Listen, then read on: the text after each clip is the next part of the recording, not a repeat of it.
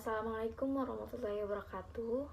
Perkenalkan, nama saya Nurlina dari Universitas Islam Kalimantan, Muhammad Arsad Al-Banjari Banjarmasin, jurusan Bimbingan dan Konseling. Nah, dalam video ini saya akan membahas tentang kasus bullying di sekolah.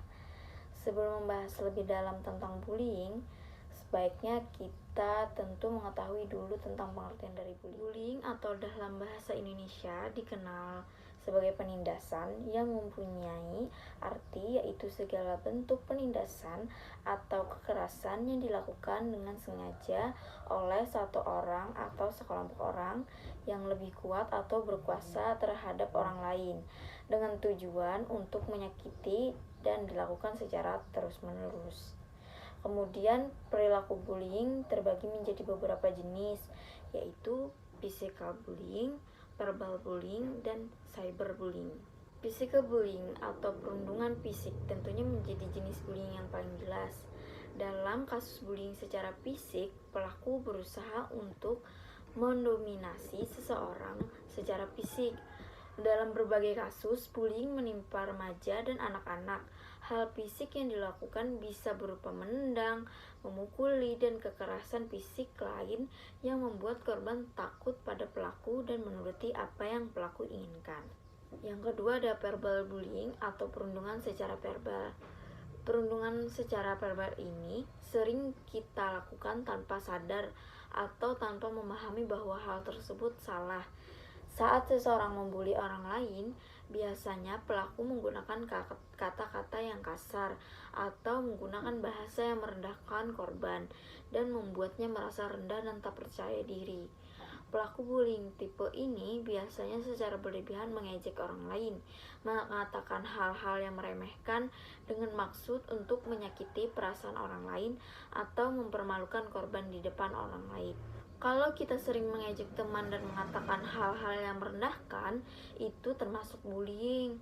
Hal yang menurut kita hanya ejekan remeh bisa saja sangat melukai orang lain. Jadi, pikirkanlah baik-baik sebelum mengatakan sesuatu ke orang lain ya. Berikutnya ada cyberbullying atau perundungan dalam dunia maya.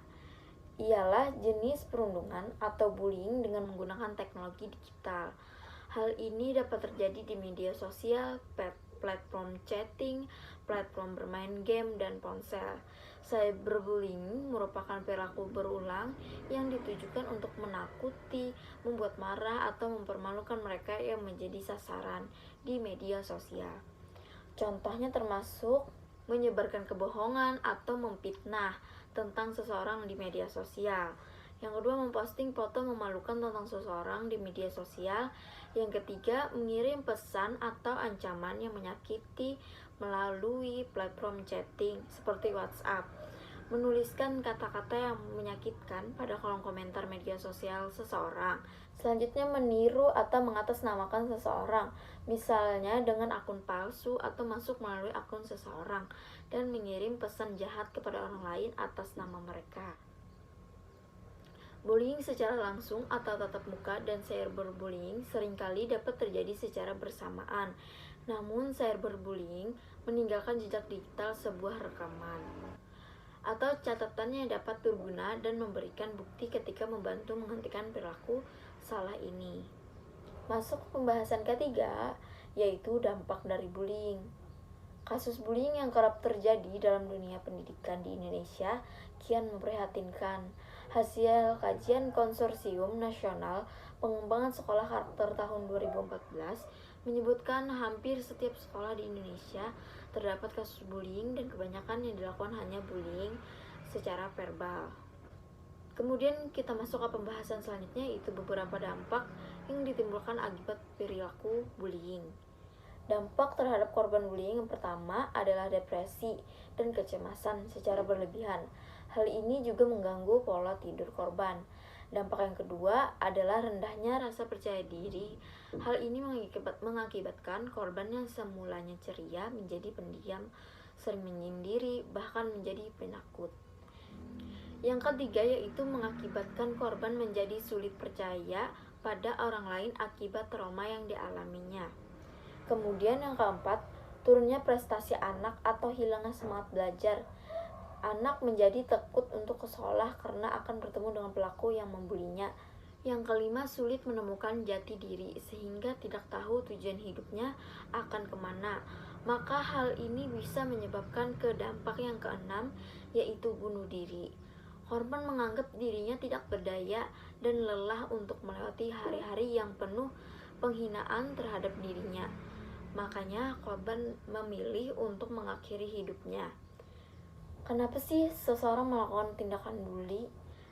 Tanpa disadari, perilaku-perilaku bully terjadi karena beberapa faktor penyebab. Berikut adalah beberapa di antaranya. Yang pertama, faktor keluarga. Pelaku perundungan banyak yang berasal dari keluarga yang tidak harmonis, memiliki masalah di antara orang tua, atau sering terjadi kekerasan verbal maupun fisik antara anggota keluarga. Yang kedua, faktor sekolah. Perilaku bullying turun-temurun di lingkungan sekolah, tapi tidak ditangani dan diselesaikan dengan baik, akan terus berkembang di sekolah. Yang ketiga, faktor teman. Perilaku bullying dapat terjadi ketika di lingkungan tersebut menganggap bahwa orang yang melakukan perilaku tersebut merupakan orang yang terkenal, bahkan menganggapnya hebat dan mempunyai banyak teman. Yang keempat, faktor ekonomi. Faktor ekonomi seperti kekurangan uang dapat menjadi pemicu anak melakukan bullying agar dapat memenuhi kebutuhan yang tidak dapat dicukupi orang tuanya. Salah satu bentuknya adalah pemerasan uang terhadap korban yang dirasa lebih lemah. Dan yang terakhir adalah faktor media. Faktor media seperti media sosial, televisi, dan media cetak sering memberikan contoh perilaku buruk, termasuk bullying. Jika terpapar terus-menerus, perilaku tersebut akan ditirukan dalam keseharian seseorang. Perundungan bisa menjadi semakin parah jika dibiarkan. Sebaiknya segera laporkan kepada orang tua, guru, maupun pejabat daerah seperti ketua RT atau RW, agar cepat diatasi. Jika kamu saksinya, sama juga segera laporkan. Ini bukan berarti kamu jadi tukang ngadu ya, tapi itu namanya kamu peduli terhadap sesama. Maka dari itu, jangan biarkan perilaku bullying terjadi di sekitarmu. Ayo jadi orang peka, peduli, dan menyayangi sesama. Laporkan dan stop tindakan bullying.